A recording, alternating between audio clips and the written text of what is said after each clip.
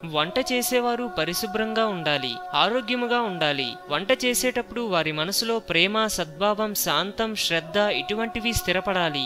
కామ క్రోధాలకు, వైరమునకు, హింస, క్షుద్ర సంకల్పాలకు వారి మనసులో చోటుండరాదు. వారు జిహ్వ చాపల్యానికి లోను కాకూడదు. వంట చేస్తూ చేస్తూ పదార్థాలను రుచి చూడరాదు. వంట చేసే వారి హృదయంలో ఆత్మీయ భావం, ప్రేమ, హితాకాంక్ష ఉండాలి. ఇటువంటి వారు చేసే వంట రుచికరం.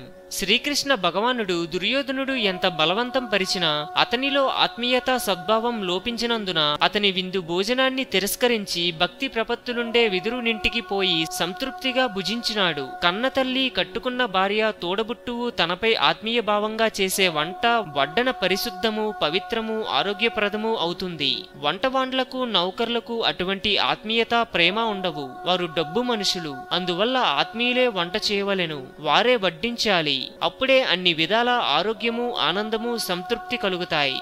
హిందూయిజం గురించి మరెన్నో గొప్ప గొప్ప విషయాలను తెలుసుకోవడం కోసం మా ఛానల్ని సబ్స్క్రైబ్ చేయండి. ఈ వీడియో మీకు నచ్చినట్లయితే లైక్ చేయండి, షేర్ చేయండి.